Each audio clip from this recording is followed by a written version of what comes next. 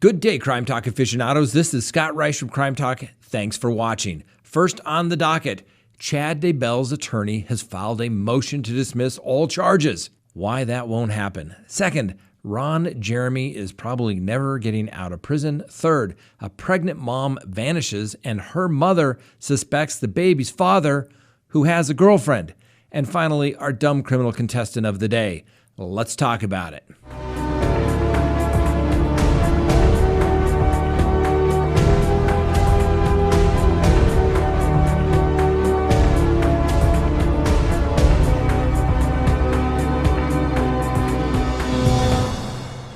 Good day. Thanks for watching. This is Crime Talk, and my name is Scott Reisch. First, before we get to the docket, let's remind you tonight at 6 p.m. Mountain Time, we are going live. And then after that, we will be doing our Patreon group live as well, where you can actually call in and we'll discuss what is on our subscribers, our Patreon subscribers' minds. You don't want to miss it. Sign up for your Patreon membership today. All right, first on the docket, Chad Daybell. As we know, the now spouse of Lori Vallow, who is probably safer in custody than if he was out of custody, particularly if Lori Vallow was out of custody. Well, he had his preliminary hearing a couple weeks ago. You can hit the link below. That will take you to the preliminary hearing if you would like to watch it in its entirety with some brilliant commentary by me as you go through it. Well, the matter has been set for trial, which doesn't go until after the first of the year. Well, motions are coming due in this particular case, and according to the Idaho Rules of Procedure, basically 35 days from the date of the arraignment to file any motions. Well, John Pryor, the attorney for Chad Daybell, has filed a motion to dismiss with the district court judge, and the basis of his motion is that there was not sufficient evidence presented at the preliminary hearing that was heard on August 3rd and 4th, and therefore the matter should go away. Now, there are the 4 felony counts: conspiracy to commit destruction, alteration or concealment of evidence, and 2 felony counts of destruction, alteration, or concealment of evidence. At the preliminary hearing, a magistrate judge by the name of Judge Edens determined that the special prosecutor, Ron Wood, had presented enough evidence for the case to be bound over to the district court. Now, let's get something straight. If I had filed a motion to dismiss in every case, I would be laughed at. I would have no credibility with the judge whatsoever. Most clients believe that why don't you just file a motion to dismiss for lack of evidence, or that the complaining witness is an absolute untrustworthy individual. That's not the way it works, ladies and gentlemen. Really, the only one that can file a motion to dismiss is the prosecutor. The defense can file it. You can file a motion for anything, but it's going to be denied. The preliminary hearing was the hearing to be used as a screening device to make sure that probable cause existed. Now, we've talked about this lots of times here on Crime Talk.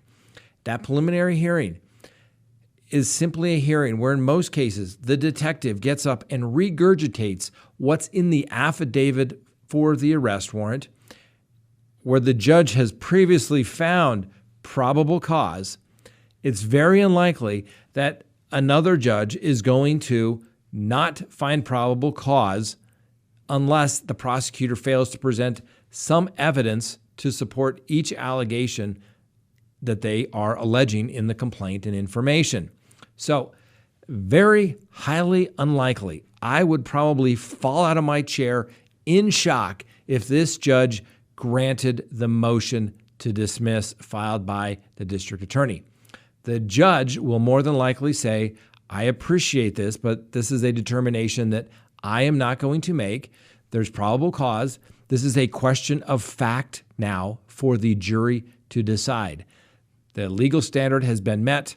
The jury will decide if Chad Daybell and Lori Vallow are guilty of the delay, destruction, hindrance of evidence related to the deaths of JJ and Ty Lee. The judge is not going to step in as a 13th juror and says, yep, insufficient evidence, make this case go away. Not going to happen. He's not going to make that legal determination. He's going to say, denied. You had your day in court. The judge found probable cause. I'm not going to disturb it.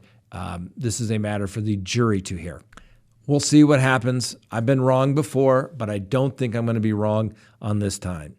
I don't believe that I'm going to be wrong on this issue. Next on the docket, Ron Jeremy. Now, Ron Jeremy has been an adult entertainment star for decades. Well, apparently he cannot keep his hands off other women. That's right.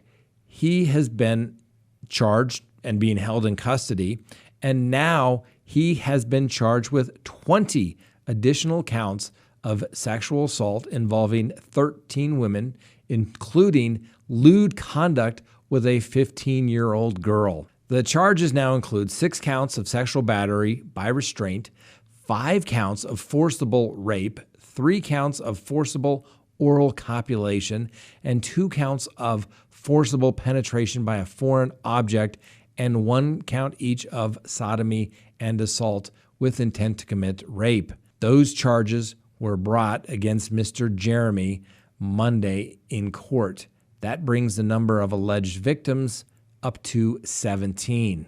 Some of these alleged incidents date back to 2004, and Mr. Jeremy, who's actually 67 years old, has pled not guilty through his attorney and wants the matter to proceed to trial. If Mr. Jeremy does go to trial and loses, he faces more than 250 years to life in state prison.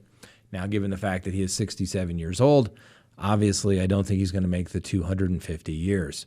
He has got a difficult road ahead of him. Next on the docket, a mom-to-be vanishes a day before her sonogram, and her mother suspects the baby's father, who reportedly had a girlfriend. Wow. Have we ever seen this kind of situation before?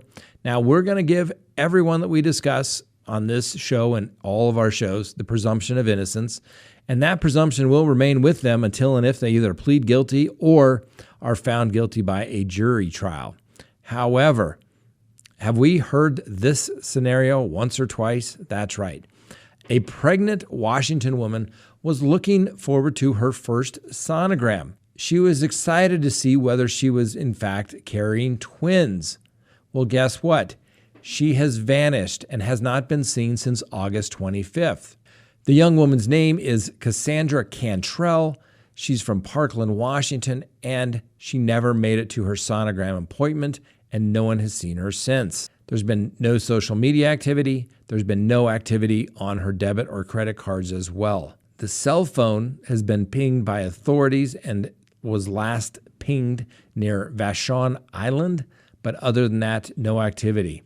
Clearly would make someone believe that something is not right. Miss Cantrell's mother stated she wouldn't have missed this for the world. It doesn't make sense for her to be gone at all. Miss Cantrell's mother stated that she saw her daughter early in the morning of August 25th as she was heading off to work. About an hour later, a security camera caught Cantrell driving away in her 2014 Mazda. Miss Cantrell was apparently going to go grocery shopping at some point where they believe that she was headed that Tuesday morning. There's no record or any sort of video documentation that she ever showed up at the grocery store that she normally visits. The police found Miss Cantrell's Mazda on August 27th parked underneath the overpass of Highway 705, a few blocks from the Tacoma Dome. Police are checking and have asked other businesses to check security footage for any sightings of Miss Cantrell or her car. Miss Cantrell's mother believes that the father of the baby may somehow be involved, although authorities have not given his name and have not been listed as a suspect. As we have stated, we will give everyone the presumption of innocence. If anyone has seen Miss Cantrell, she is described as a white woman who stands 5 feet 7 inches tall and weighs about 180 pounds. She has brown hair and blue eyes. If someone has seen her or believes they've seen her, they should contact 911 immediately. Hopefully Miss Cantrell is okay, and maybe just needed a little time to herself. Let me know what you think. Obviously, we've seen this play out way too many times before. Let's take a quick recess before we continue with the docket. Ladies and gentlemen, I've urged you. You all have responded. It's amazing how many people have signed up for the background subscription service. Go to CrimeTalkSearch.com so that you can search as many people as you want anonymously. And in that search, you will literally searching records of millions of public records throughout the United States, and a report will be generated while you wait. It will include social media information, phone number information, email information associated with the person that you are in fact searching. It will include criminal history, including sex offender registration. It will include information regarding property records, more importantly, marital records, whether there's any civil judgments out there. Find out who you are dealing with. Don't be the victim of some sort of fraud or deception that someone is feeding you. Go get the information yourself. And if you have any doubts, if you've ever wondered if what someone is telling you is true, you need to go to CrimeTalkSearch.com and sign up for our background subscription service.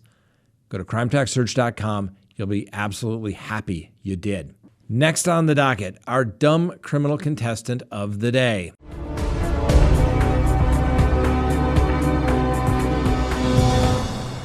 Meet our dumb criminal contestant of the day. Obviously, we'll give him the presumption of innocence, although we have some issues related to his story. Christopher Sale. He was 61 and apparently got a little hungry, a little late night. So what's the logical thing to do? Jump in your car and go down to Taco Bell, right? Well, what should you do if all your clothes are in the laundry, as Mr. Sales told the police officers? That's right. You just jump in the car and go through the drive-thru naked. And that's what Mr. Sale did, and that's what got him in trouble. Now, when Sale pulled up in his 2021 Ford Ranger at the drive-thru window to pay for his order, a 41-year-old employee looked in the vehicle and immediately noticed that he was completely naked. Despite Mr. Sale's nudity, the Taco Bell worker accepted payment from him and gave him his food. However, the employee told the police that she believed Sale then sought to extend the encounter by asking her to add a taco to his already completed order. The Taco Bell employee told the police that she had no desire to continue any contact with the nude patron, Mr. Sale, and that another employee completed the contact. The second worker, a 26-year-old woman, provided Sale with the additional taco. She too told police clearly and easily seeing Mr. Sale's genitals from her perch in the drive-thru window. After receiving the second taco, Mr. Sale still did not leave and asked for additional sauces, which she provided. And then Mr. Sale asked for some more napkins. He then pulled away in his pickup truck. Mr. Sale, not being satisfied with his tacos, the additional taco, the salsa, and the napkins, returned to the order speaker and asked for even more sauces. Both of the female victims at that point believed that Sale wanted to continue the exposure of the incidents. A police officer responded to the Taco Bell based upon the 911 call and met with Mr. Sale. He was still completely nude, although he did have a bath towel, as the police officer noted, in the passenger side floorboard. Mr. Sale, upon his arrest, made an excited utterance and stated, quote, "I didn't know it was against the law to drive naked," end quote. That's where he stated that his clothes were all in the washer and he simply got hungry. Apparently, during the ride to the police station, Mr. Sale simply could not stop talking about how unfair this situation was, claiming that his genital area was covered with a green towel the entire time. Well, Mr. Sale will have plenty of time to explain that to his attorney and possibly a jury, as he's been charged with felony indecent exposure. Mr. Sale, this is a teachable moment. Yes, you can walk around your house naked. You can even drive naked. But as soon as somebody sees your private parts, yes, you are potentially committing a crime. Do not expose yourself to other people unless they know and want you to do that. Otherwise, it is a possible felony, could be a misdemeanor in lots of jurisdictions, but simply do not do it. Some people take offense to seeing other people's genitalia, particularly while they're serving food. All right, ladies and gentlemen, thanks for watching. This was a quick edition of Crime Talk today because we are going live at 6 p.m. tonight. Hope to see you there. Hope to see all of our Patreon members shortly after we go live to continue the conversation. If you haven't done so, please sign up as a Patreon member. You don't have to, but we would sure like to see you there as well. Have a great day. Thanks for watching.